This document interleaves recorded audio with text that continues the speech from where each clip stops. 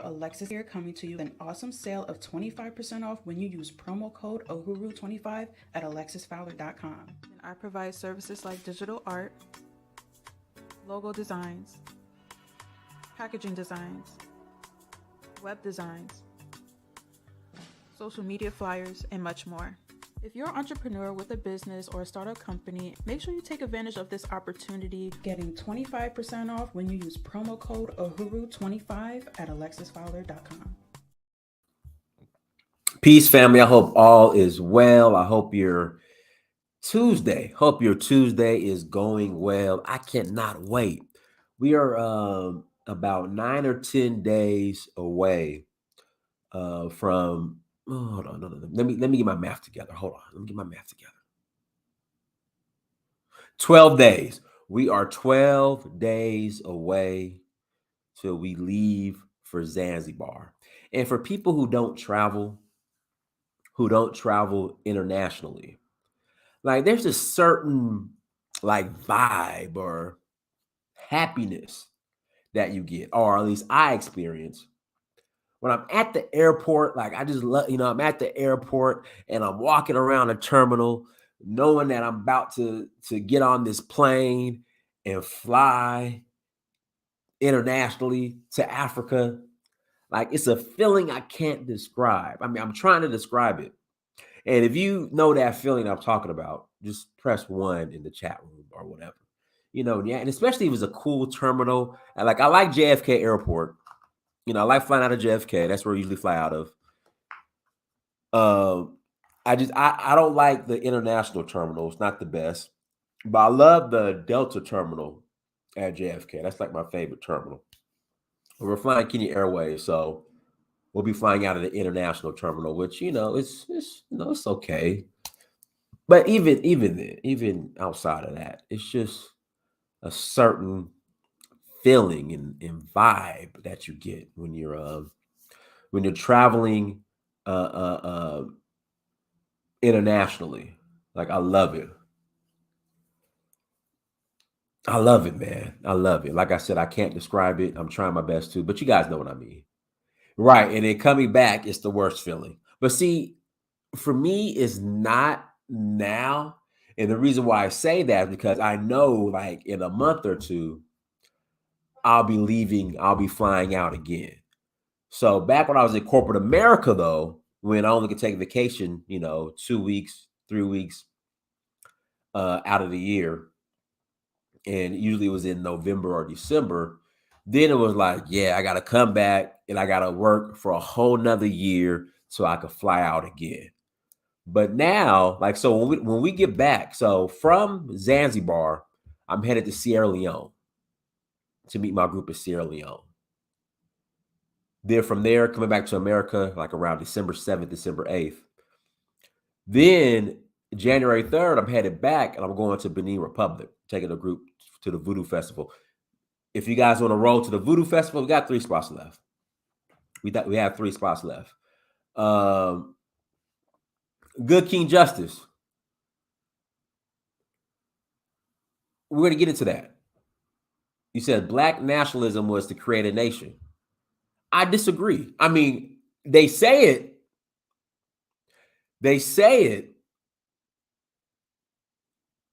But you can't create a nation within a nation, because the minute you start having a conversation with a black nationalist about nation building, when you suggest like, hey, you need to do this outside of America, here comes the excuses. Here comes the, well, brother, then now they started to spin it into we Aboriginal Indians, and this is our land, and we built this country. And so that's where I disagree. Were they ever serious about building a nation?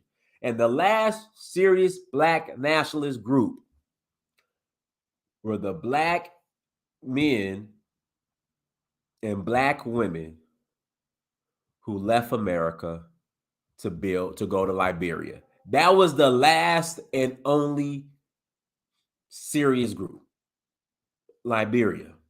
Outside of that, it's just a whole bunch of talking. Brother, I got my passport. The white man is holding me back. You know, nah, but now the NOI, they come on here. The Nation of Islam, members of the NOI come on this show, and now they're spinning it to, they're staying here in America. I'm telling you. Martin Delaney came back. They all came back. The good King Justice. Martin Delaney came back. He went to Africa. He went to Nigeria. He went to wasn't Nigeria at that time. I believe he was in Oyo, and he came back. He ended up working for Abraham Lincoln. Who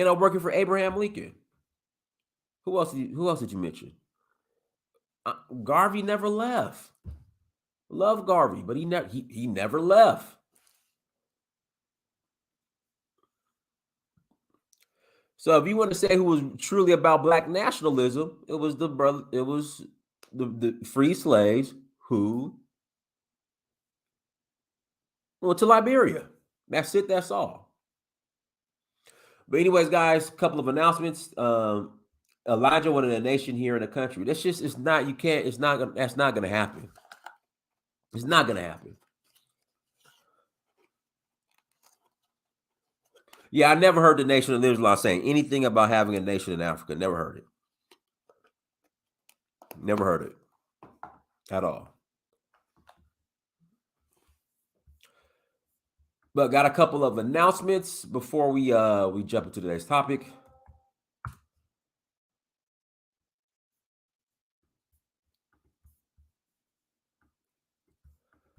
Sorry about that. Let me get situated here. Here we go. Bam. All right, we are rolling to Sierra Leone. Guys, I have like 4 spots left.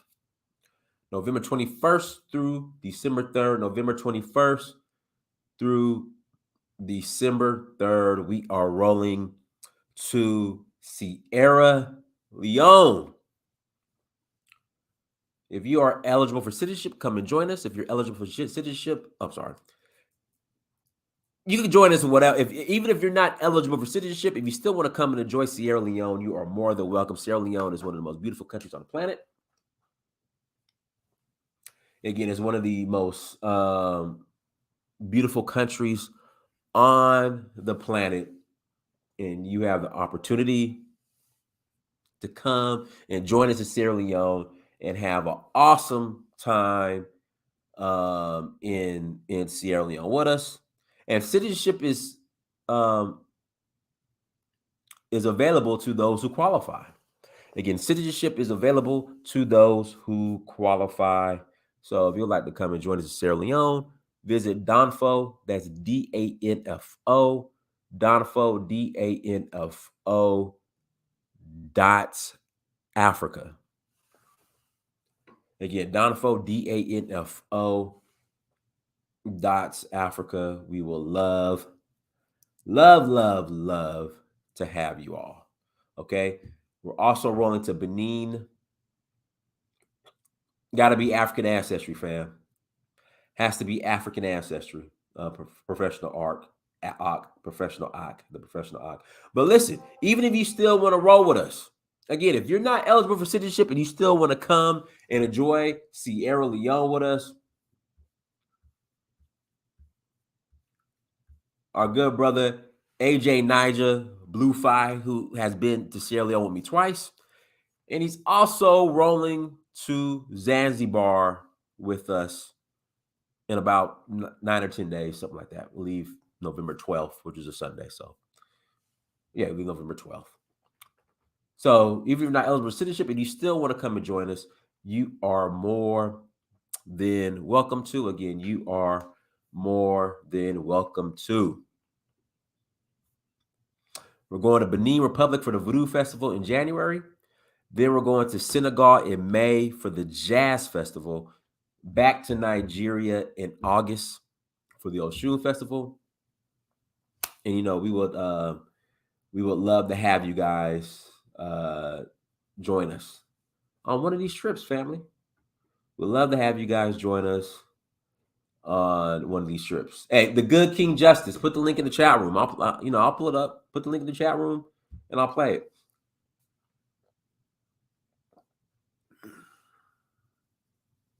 Put a link in the chat room and I'll play the video. And guys, let me give this disclaimer before we get started. I am not on here trying to cause division. You know, a lot of our groups did a great job. You know, Black Panther Party, they made great contributions. But these organizations have not been able to withstand the test of time like, you know, us Black Greeks, as you guys say. That is why y'all gotta be Black Greeks. We was Egyptians. We was Egyptians. Listen, no one is stopping you guys from setting up a charter at a major university and starting Black hieroglyphic organizations. No one is stopping you guys. That is, we ain't Greeks. We African. We was Egyptians. We from Kemet dynasty, them Black Greek Black Greek letters. We from Kemet. Okay, no problem. No problem. Nobody is stopping you guys from setting up your own Black hieroglyphic organizations. Nobody. I respect it. Guys, hit the like button. Again, please hit the like button. If you have not hit the like button yet, hit that like button. Thank you so much. So let me get that out the way. Well, one thing I know, and I'll say this, I have dibbled and dabbed with different Black nationalist organizations, okay? Had conversations with them. They've been on the show.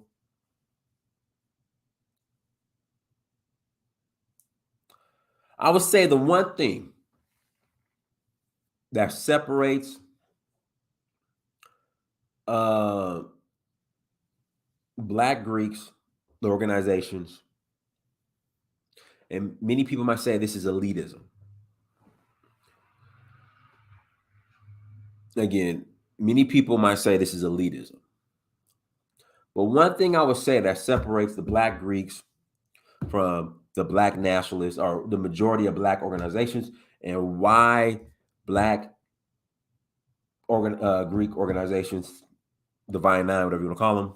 And guys, disclaimer, I'm a Kappa, so I'm a member of a Greek letter organization. I am a Kappa Alpha Psi.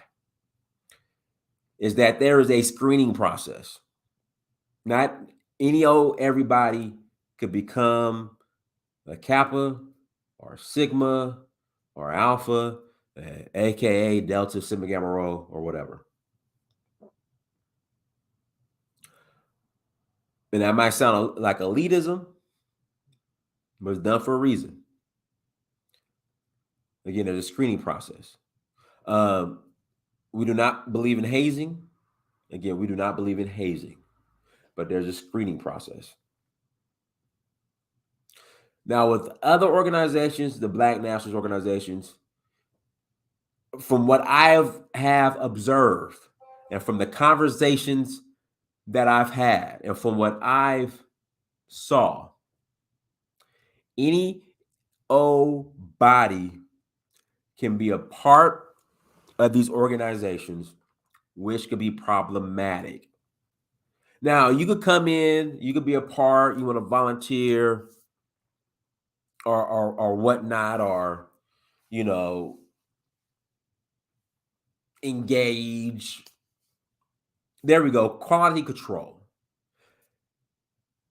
In the Divine Nine, there's quality control.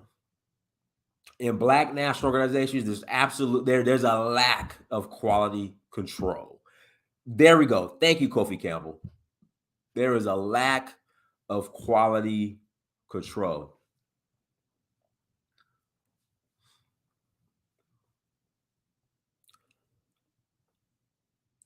And the thing is, like an old body could join a Black nationalist organization, then call and then start calling shots. Oh yeah, okay. The divine, we have our issues, guys. Listen, I'm not saying the divine nine is perfect, but there is something that could be learned from the divine nine that that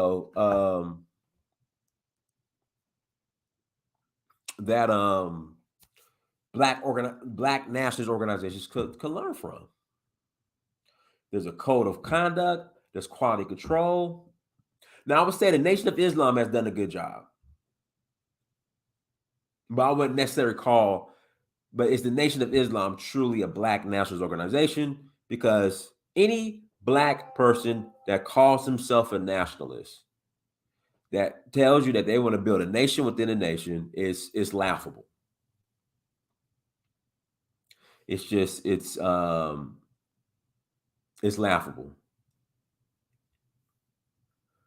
Search for who will pull up. I need that YouTube fade so I can get paid. Huh?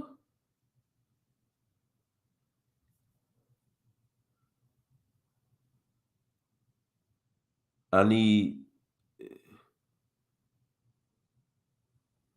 black fraternities don't oppose American culture. That's why they are still here. Laugh out loud. The reason why black fraternity sororities were started is because American culture wouldn't accept us. So we had to start our own black lettered organizations. No, I can't listen. The Nation of Islam, we can't be over critical over about the nation. The only beef I have with the nation really is the role they played in the assassination of Malcolm X. And when it comes to that, they'll play hot potato and hot potato and hot potato and all that, you know, and try to deflect. But nah, the Nation of Islam had a role played a role in the assassination of Malcolm X. That's my beef uh, with the Nation of Islam.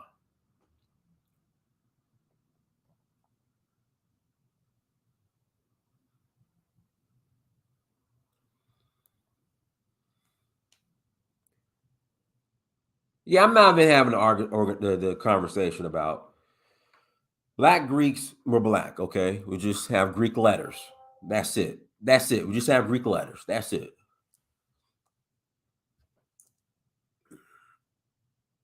A Hebrew Israelite killed black Christian women trying to kill MLK. Wasn't it a Hebrew Israelite that killed MLK's mom?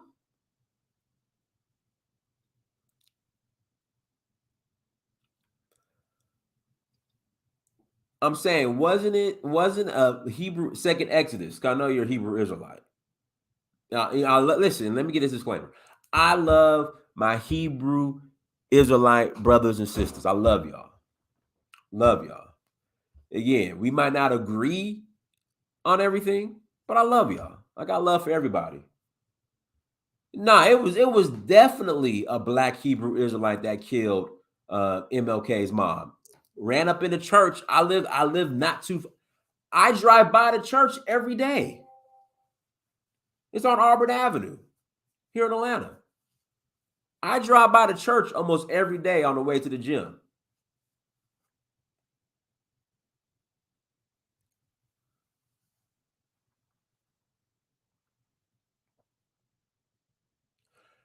Mufasa, I'm gonna get into that. You bring up a good point. Black Greek organizations are not revolutionary organizations. There's no need to take serious military action against them like other political movements and nationalist movements like the Panthers. See, Mufasa, now we're getting to COINTELPRO. And I'm going to say this. We give COINTELPRO way too much credit. Why do you say that, Dinas?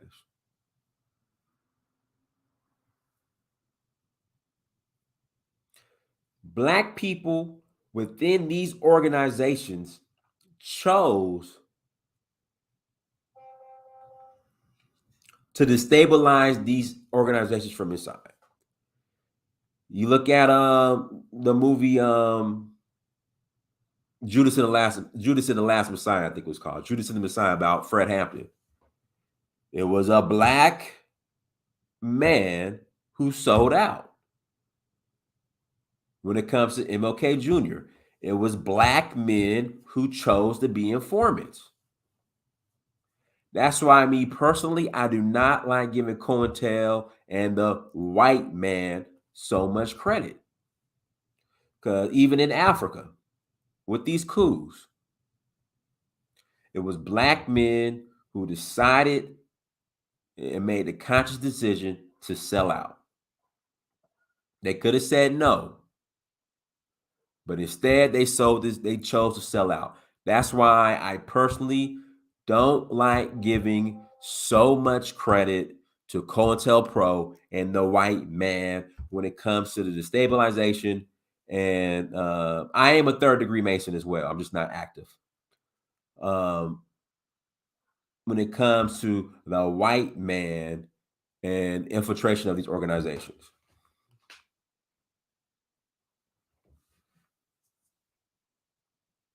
And we've talked about this on the show before as far as the black community and sellout culture.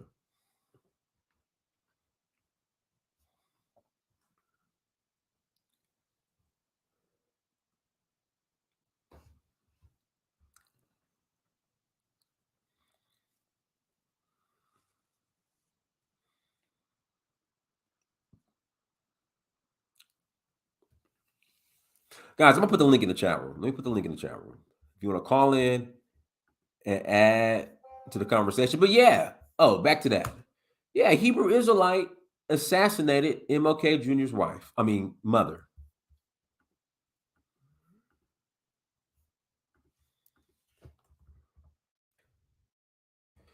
And true story, I had went to the King Center. This is a couple years ago, and I did a tour of the King Center, and then you could visit Martin Luther King Jr.'s home, and then the church. Um, you could visit the church too.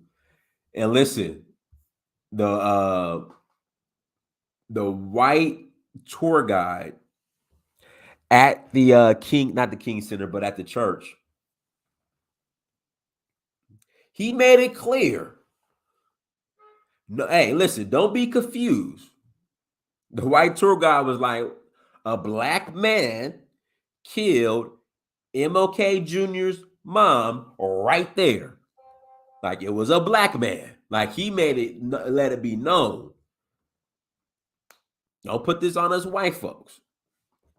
It was a black man who ran up in the church and killed MLK Jr.'s mother. Like he made it known. Again, he made it known. Like, listen, can't blame the white man for this. But let me pull this up real quick. Hold on.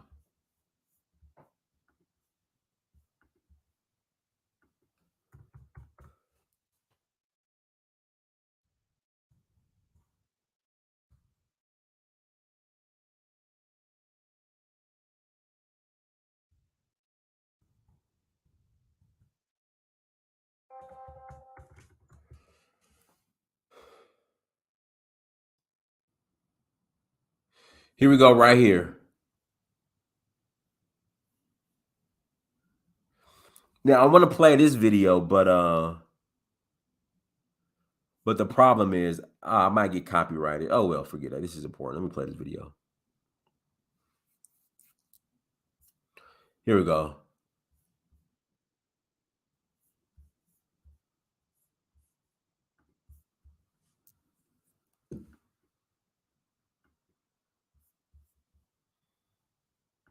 No, well, I mean, I'm just saying. I'm not pinning anything on Hebrew Israelites as an organization. I'm just saying black Hebrew Israelite killed MLK Jr.'s mom.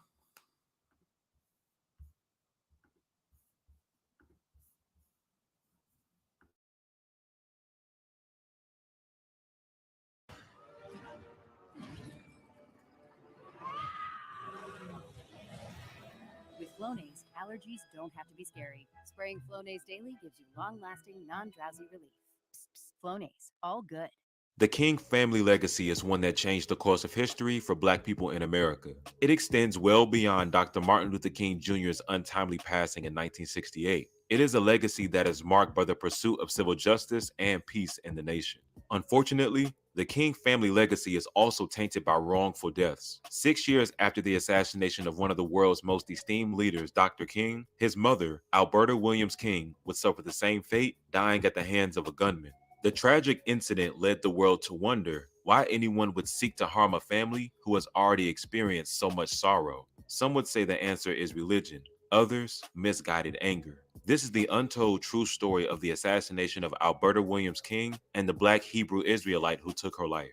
Mrs. Alberta Williams King was born in 1903 in Atlanta, Georgia. She was the daughter of Jenny Celeste and Reverend A.D. Williams, the second pastor of Ebenezer Baptist Church in Atlanta. The upstanding values her parents instilled in her, principles that she would pass down to her children, are the foundation for the historic legacy created by her second-born, Martin Luther King Jr. Mrs. King's life was deeply rooted in her faith and activism. Her father, husband, and both of her sons were all ministers at Ebenezer, where she played an integral role until she retired in 1972. The King matriarch would often return to lead the church in song. Ironically, Ebenezer Baptist Church, just a few blocks away from where her son Martin was buried 6 years prior, was where Mrs. Alberta Williams King took her last breath. Her death was classified as an assassination. The man who carried out the heinous act was 23-year-old Marcus Wayne Chenault. Born on June 30th, 1951 in Winchester, Kentucky, Marcus Wayne was described as a quiet child who read a lot. He was raised by his parents, Marcus H. and Lee Chenault. They were God-fearing and lived comfortably. That was until they moved to Dayton, Ohio, when Marcus, often called Wayne by his family, was a teenager. Lee, who was deeply religious, recalled to Washington Post. Up until 1967, he seemed to enjoy the church, but later he became a bit confused and started asking questions about different things in the Bible. As a student in high school, Chenault excelled academically. A school officer at Dayton Roth High School told Jet magazine, "He just went from homeroom to class. I never had any trouble with him. He was as good as gold." In 1969, Marcus was accepted into Ohio State University, and it was during his college matriculation that his demeanor began to change. Although he was still described as quiet and studious by his professors and peers, it was during this time that he began to reassess his Fair traditional use. Christian Fair use. values. Leon Vaughn, one of Chenault's Ohio State classmates, told Jet magazine, "Marcus was a really beautiful cat. He interpreted things to me like the Bible and the Star of David. The main thing he would say is that religion isn't for real because people couldn't be charged for the truth. He resented preachers riding around in Cadillacs. He said that parts of the New Testament were false and that King James stole literature from blacks and didn't give them any credit. He said King James was a Caucasian who based his interpretations on America's standards." His newfound religious ideals came from the teachings of his mentor, Hananiah Israel of Cincinnati. Hananiah, a spiritual teacher whose legal name is Stephen Hallman, spread messages from what he called a form of Judaism. Chenault met Hananiah about 8 months before the incident after seeing his advertisement titled, "What Every Negro Should Know About Scripture," in a magazine. Israel began instructing him in the Bible during meetings in which Chenault took lots of notes and often invited friends. Hananiah criticized Black civil rights activists and church leaders as evil and deceptive. In his teachings, he wrote, "When you stop those lying preachers from deceiving you and your loved ones, from robbing them of millions of dollars a year, you will have a better economy." After Advil, Let's dive in. What about your back? It's fine. before Advil. Advil dual action fights pain two ways. Advil targets pain at the source. Acetaminophen blocks pain signals. Advil dual action. He also taught that Black civil rights leaders were leading Black people to doom. He told Dayton Daily News, "White men are being used by the Most High as a correcting rod, but God is going to do away with white people and free my people. When Black people are freed, they will be the masters and White men are being used by the Most High as a Do y'all really believe this shit? Like, do you guys really believe this shit? Hebrew Israelites, I know you. I know you guys don't believe this. Let me grab this mic. I know you guys don't believe this shit. White men are being used by the Most High as a correcting rod, but God is going to do away with white people and free my people. You guys don't believe this, do you?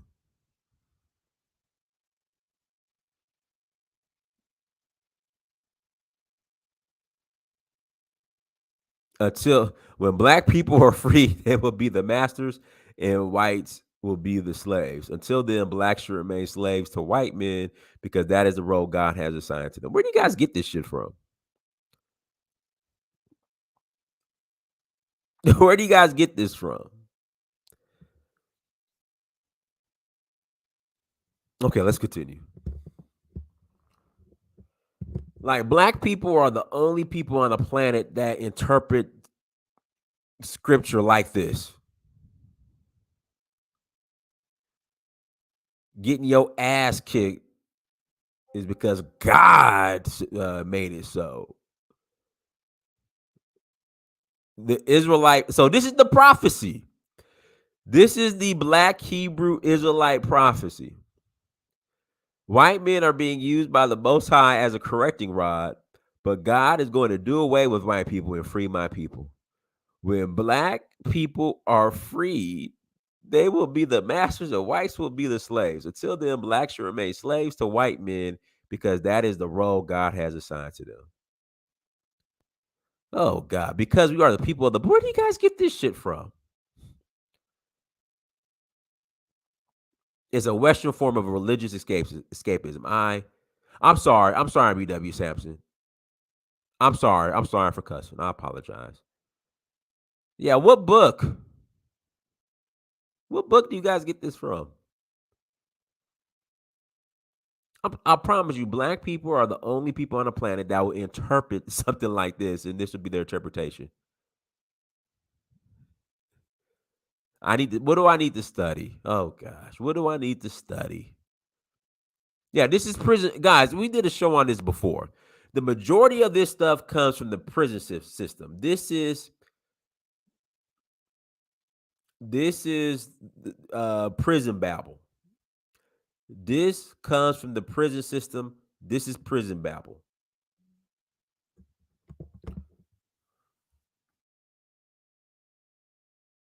Whites will be the slaves. Until then, blacks should remain slaves to white men because that is the role God has assigned to them. Although Israelites insisted that he did not advocate for violence, he taught that only the death of black ministers would free black people. He told Dayton Daily, "I gave Marcus the key to understanding the scriptures. He awakened from the death of sleep, from the grave of ignorance." Hananiah and Marcus, along with other young men who followed his teachings, were labeled by some as Black Hebrew Israelites, a religion of black people who believe that they are the descendants of the ancient Israelites. They incorporate teachings from various sources, including certain aspects of Christianity and Judaism, and have created their own interpretation of the Bible. They are not associated with the mainstream Jewish community nor mainstream Christianity. Chenault and Israel assert that they did not belong to any organized group or following. Although Marcus Wayne recruited a number of young men from Ohio State and the surrounding areas to begin following his teachings, other classmates thought his religious talk was off-putting.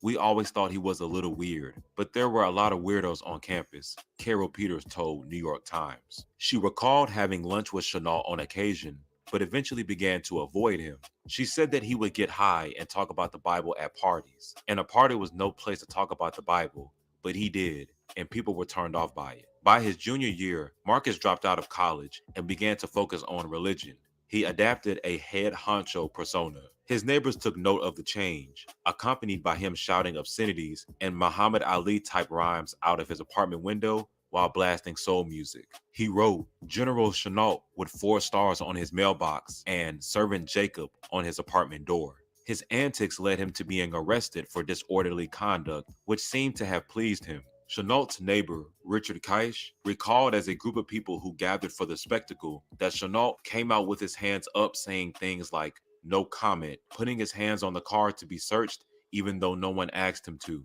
Keish also shared with Jet magazine that Chenault told him that he would soon be all over the newspapers and that he was going to Atlanta to meet destiny. On Friday, June 28, 1974, Marcus Wayne Chenault returned home for what seemed to be a routine visit. According to Marcus Sr., Wayne seemed as normal as ever. That night, Marcus stole 2 pistols from his father's bedroom. The next day, he bought a bus ticket to Atlanta, Georgia. After a 12-hour trip, Wayne had made it to his destination, where, according to a taxicab driver's testimony, he was picked up from the bus station and asked to be taken to Ebenezer Baptist Church. On the way, he asked the driver if Mr. and Mrs. King attended the church every Sunday. Later that morning, after being picked up from a motel, Marcus was taken back to the church. He was invited to attend men's Bible study. Marcus introduced himself and said he was from Ohio. Tongues everywhere turning black. The culprit? The new Fanta mystery flavor, delivering refreshment while tainting the tongues of the innocent. So, According to witness testimony, once the service began, he was seen sitting in the Amen corner of the pews, which is normally reserved for the most devout worshipers. Mrs. King finished playing the Lord's Prayer on the organ, and as the congregation bowed their heads in prayer, they heard Marcus shout, "I'm taking over here this morning." They looked up to find him standing on the pew holding a gun. His first shot struck Mrs. King in the head, and she fell over the organ. It seemed like I was watching a scene from a bad movie play out, Christine King Ferris, Alberta's daughter, would recall in her 2009 memoir, Through It All. Marcus fired every round in his gun. He stood over Mrs. King and shot her again. He shot a deacon, Edward Boykin, and a church member, Jimmy Mitchell. Mrs. King's grandson, Derek, who said he helped to subdue the gunman as he tried to reload a pistol, told The Guardian. He was delirious. He said over and over, "The war did this to me. It's the war." As Marcus fled, the sanctuary was in chaos. Christine described, "There were people everywhere. There was a throng of onlookers. When I looked in their eyes, I saw what is often described as the 1,000-yard stare. It was a kind of blankness I'd never seen before." Mrs. King was taken to the nearby Grady Memorial Hospital, where officials say she was barely alive on arrival. The King family arrived at the hospital shortly after to learn the unfortunate news that Dean Edward Boykin and Mama King had passed away. Chenault was arrested and taken to the same hospital as his victims to be examined before being taken to jail. He and Reverend King crossed paths and exchanged words. King told Jet magazine, "There wasn't much conversation between us, but I did ask him why did he do this. He answered by saying that all Christians were his enemy." Chenault. I want you guys to pay attention to that. Right now in northern Nigeria, you have Muslims who, and guys, have these Abrahamic religions done more good, or have they done more harm than good in the Black community? These religions that are not indigenous to Africa. Okay, I'm done with, okay, the Middle East is Northeast Africa, whatever. Okay. These religions that aren't indigenous to Africa, we're going to say sub-Saharan Africa because that's where we're from. Have they done more harm than help?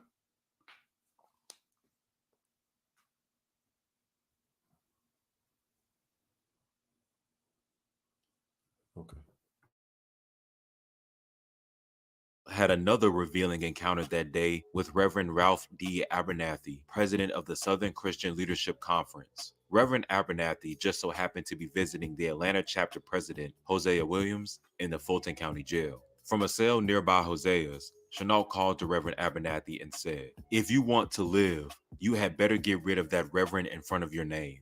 Inside Chenault's Columbus apartment, officials found a list of 10 names that he intended to kill. Along with Reverend Abernathy, Aretha Franklin, and civil rights leader Jesse Jackson were among the names on what he called the death list. According to the New York Times, police also found an unused bus ticket to Chicago where Jesse Jackson lived. Written on the ticket was, "Father's Day Massacre Canceled." On July 9, 1974, Marcus Wayne Chenault was indicted by a Fulton County grand jury for the murders of Mrs. Alberta King and Deacon Edward Boykin, for aggravated assault for the shooting of Mrs. Jimmy Mitchell, for carrying a pistol without a license, and for carrying a concealed weapon.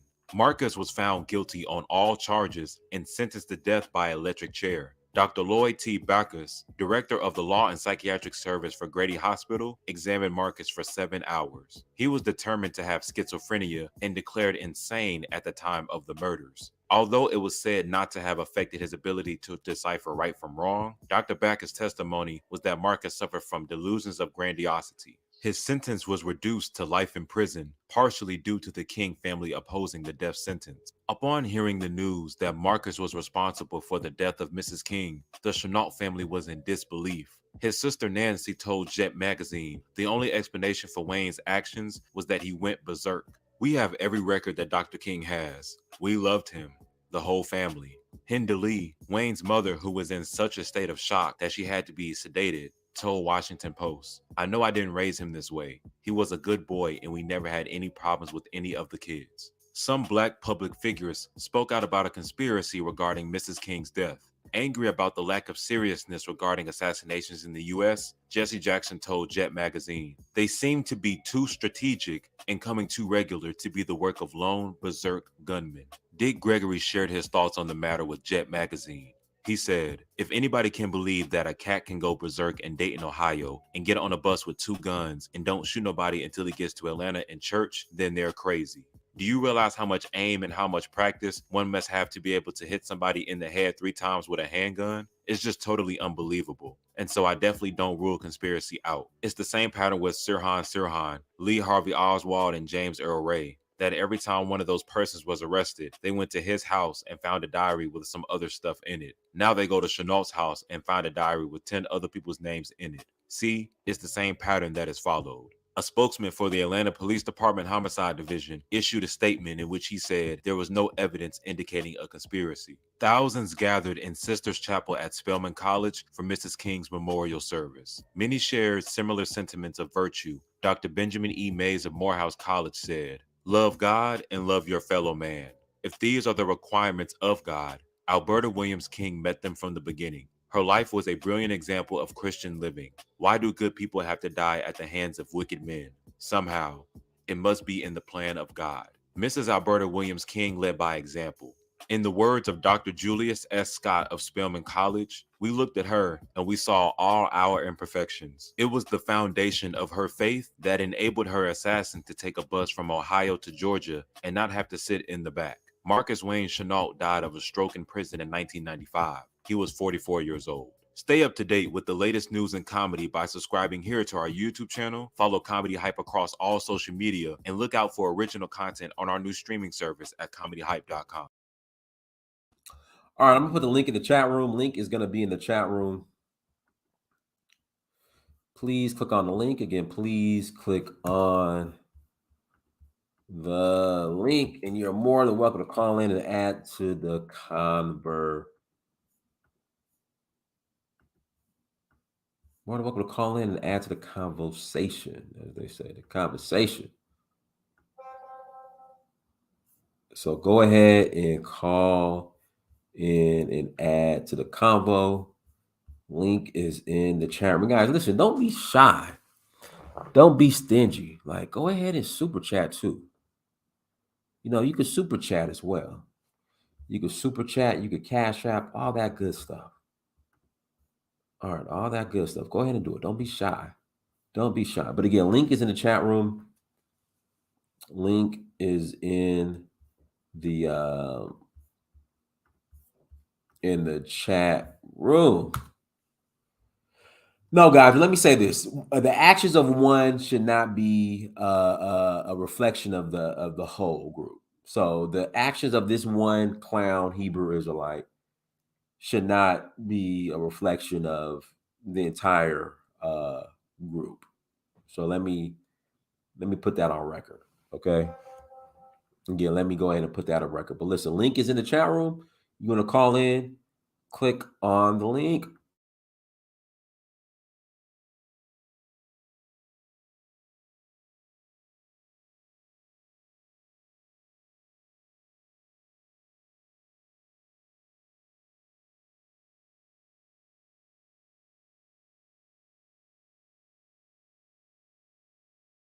Go ahead, Larry. Hey, hi. Aren't the Boulets still around as well? Well, yeah. Well, yeah. I mean, it's not like an organization called the Boule. Well, actually, there might be. I don't know, but yeah, they're around. People are Boule. They're around. So then, what was that? What does that mean then? Because your title says the Divine Nine, aka Black Greeks, have outlasted pro-blacks. So if they're still around and the Boule are still around, because the Boule, they're not really pro-black, they're pro a particular type of black, aren't they? So Well, yeah. I mean, yeah. Divine Nine, Black Greeks, Boule. Yeah, they've outlasted pro-black nationalist organizations. So what are you saying, Dynast? There must be something in that Well, statement. did you watch the show from the beginning? I watched the video you played as well of Wayne No. committing. But did you watch from the beginning? Beginning? Did Beginning. you miss? No. Okay. Did you play another video? No. So what I'm saying is, like, I went into detail. I think so. Like, one of the reasons why, uh, and people say that you shouldn't have this exclusivity, but a lot of these black nationalist organizations, they just let anybody in, and I mean, people can participate, Oh, I see. but they give them certain roles, and they didn't get a seat at the table. Versus Yeah. with like Black Boule and Black Greeks, I mean, it's a screening process. Okay, I But get what you're every saying now. person, just because you talk fast and use big words, that doesn't necessarily guarantee you a seat at the table to make certain decisions. Versus with these Got it. organizations, yeah, I mean, whoever's the loudest and the scream the loudest and knows the most verses, no matter Yeah. if they have a effed up background, they'll get a seat at the table. Yeah, I agree. Now I know what you're talking about. I Yeah. absolutely agree. That it's unfortunately it's not just a problem in America. You've got that in parts of Africa. He who shouts the loudest is the one that people gravitate to and assume that person is honorable and loyal, but then that person betrays them. It's the same. I mean, you know the history more than me. I mean, Yeah. Sankara killed by a black man. Right. Of course, Patrice Lumumba, same thing. Yeah, yeah, they're all killed by, and yeah. I mentioned that too, Larry. Like, people brought up, well, white supremacy and COINTELPRO, but I'm like, if you look at the Black Panther Party when it came to Fred Hampton, it was a black man who infiltrated and snitched on everybody. Yeah, You William look at, O'Neill. Yeah, right. You look at Thomas Sankara. You look at Patrice Lumumba. yeah. All black men. It's the same with the history of slavery in the Americas. Whenever one group of black people were rebelling and having success, they would get portrayed by A black man. another slave who would give the masters like details of where the slaves were hiding or what the next plan was, and then they'd get rumbled. Yeah, the too many traitors within the ranks of Black Americans, Africans. Yeah, it happens. I don't know if is it genetic. I don't know, man. But yep, historically, I can't argue against the sentiment. What you're saying, yeah, it's true. Maybe they need to be more rigorous, as you said. Like, Absolutely.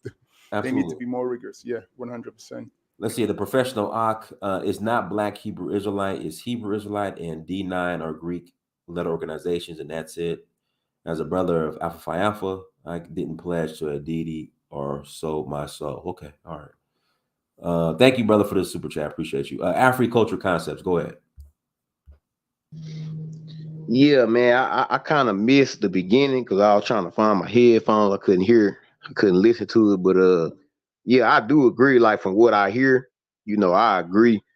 In the, I guess like the pro-black / conscious communities, like they don't screen these cats. Like they just let these cats that got a certain type of clout, get in front of everybody and represent everybody and, call these shots and all that.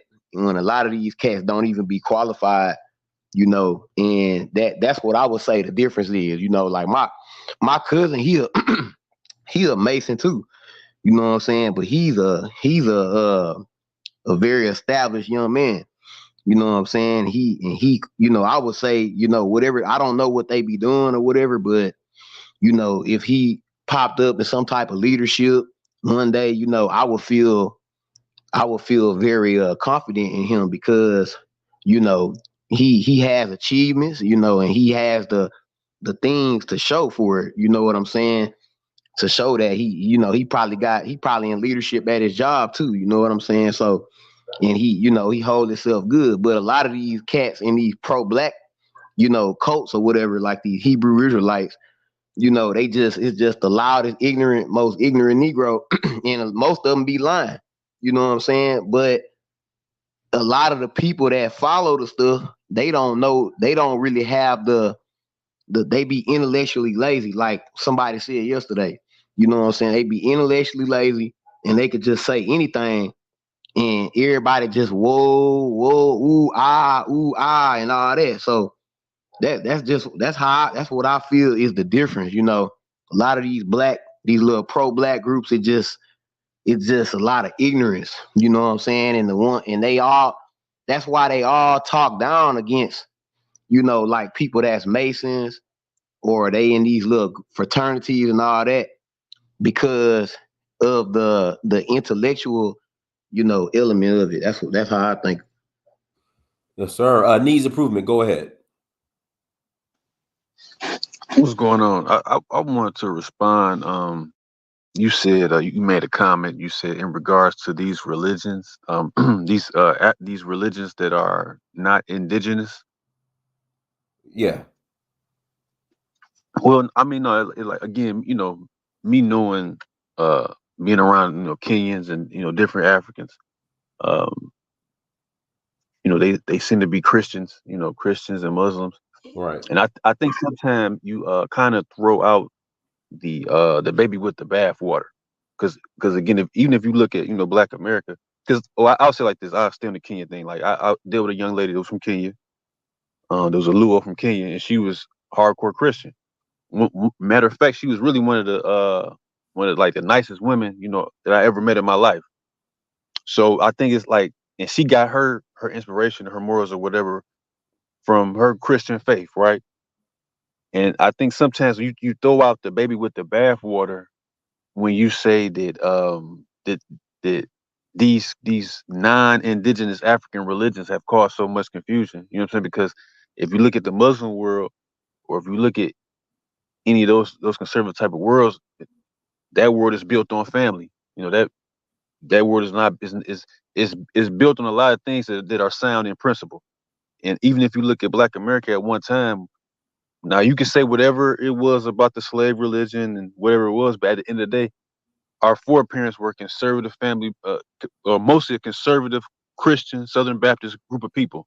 You know what I mean? So I mean, I think when you kind of get rid of all of that, you know, you kind of leave us in a situation that we're in now, without family, without a moral foundation, everyday walking, drugs, alcohol, violence.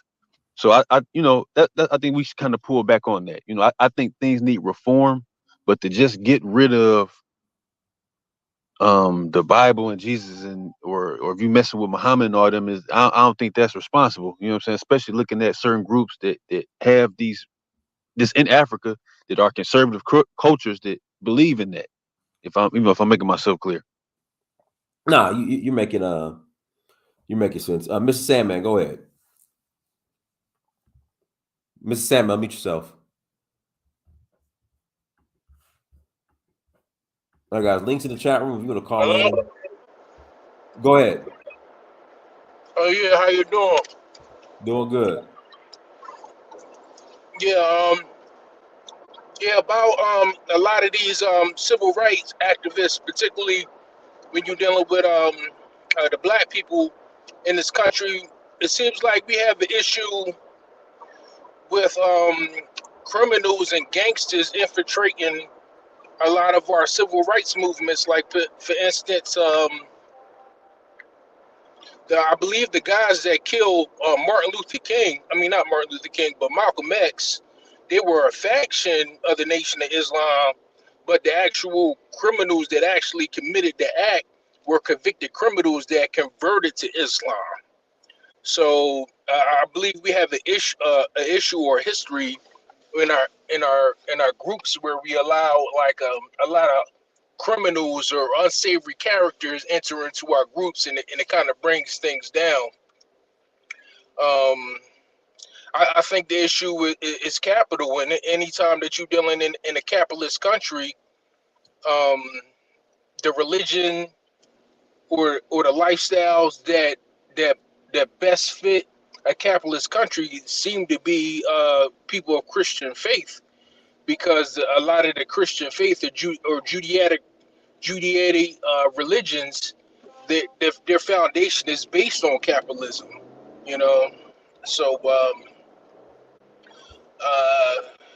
I'm not sure. I don't know a whole lot about African religions and their ideologies, but I don't know if that coincides with capitalism in and of itself. So the reason why I bring that up is because, all right, if we got um, so many groups, civil rights groups with African foundations or Black American foundations in the United States indulge in criminal activity, that tells me that they need that criminal element because they need capital to run their foundation.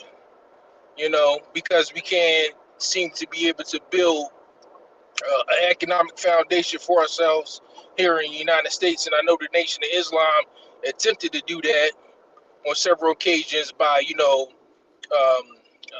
building grocery stores and building schools and trying to make capital that way, by providing services to African Americans in the United States. But like I said, they just kept getting infiltrated over the years by criminal elements or guys who, had the capital that could provide for the nation and different societies. Like, for instance, the Bloods and the Crips, they started out as a civil rights movement, didn't they? So I read the Crips. Yeah, somewhat, but then they just went straight hood.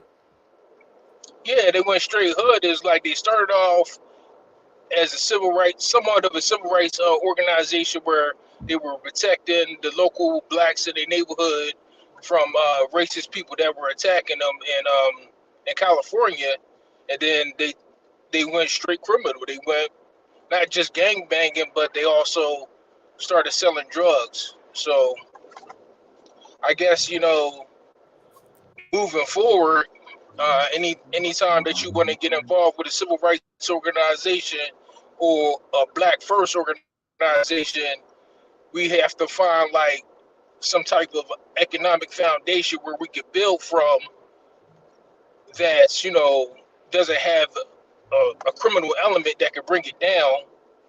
You know, I mean, even a lot of the legal stuff that goes on in the United States, particularly if you talk about like the Italian mafia, all of these guys, the Russian mafia, all of these guys, they have a criminal element, but for some reason, they seem to like be able to operate in the United States carte blanche without being taken down by the authorities, or they find a way to circumvent the authorities by paying politicians and the authorities off so they could keep operating.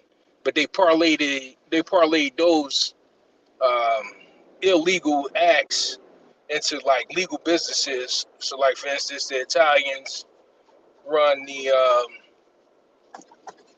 construction businesses in our countries, and the other people, the ish people, they run the banking system in our country, you know. So yeah, I think that's the issue, with us in regards to our organizations. We have to find a way to be able to operate within the system without being taken down by too much greed and crime that brings a negative image onto us. Okay. All right, guys. Links in the chat room if you want to call in and add to the conversation. Please click on the link again if you want to call in and add to the convo. Please click on the link and you can join the conversation. Let's see here.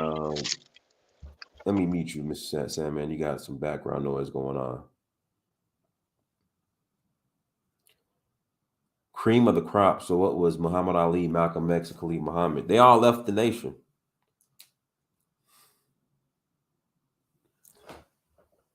Yeah, they all left the nation and became regular Muslim. Like, come on, bro. Y'all be leaving out like valid points. important points of their story.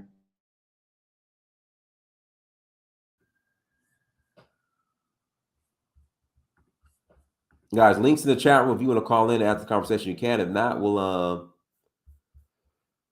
go ahead and close out. If not, we'll go ahead and close. We'll go ahead and close out if you don't want to add to the conversation.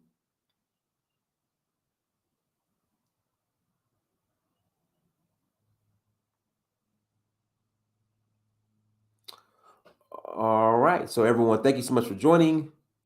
Let me say this, because Qasim Naji, no, we're not Boule. You guys have labeled Black Greek letter organizations as Boule. We're not Boule. There was another comment in the chat room that someone made that I wanted to address.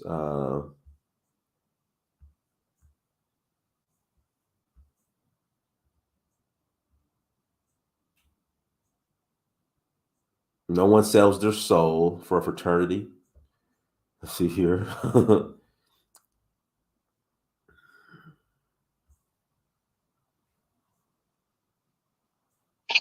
I got a question. Go ahead. How long have they been around? Established when? The who? A Greek letter. Mine was founded January 5th, 1911, Kappa Alpha Psi. Okay. So, we're talking hundreds of years, except for maybe iotas. Okay. Yeah, we're talking hundreds of years. Okay. Well, it is, when people make those comments, because again, if you go in the history, like the Masonic Lodge has always kind of been a part of like Black American culture. You know what I'm saying? Like a lot of the Black clergy, were Masons, and a lot like me, I like now reading and studying and stuff. I don't really have a real beef with them, because at one time or even now, it has always been about, or always had the culture of being a part of the greater American society, or integrating the whiteness. So I mean, like, that's just what that was. Like I it should be really no beef with that type of thinking, should it? Beef with what type of thinking? Well, like you said with the Greek, they people came and said, the like the Greeks, and I guess what their argument is that wasn't African. Yeah, why do we call ourselves Black Greeks when we're Black? Why don't we use hieroglyphs and call ourselves Commetans or whatever? I don't know. Okay, I got you. Yeah. Yeah, so cool. So, all right, you guys. Hey, everyone, thank you so much for joining. Like, share, subscribe. Until next time, Family Dynasty Mirror Search for Huru. Peace.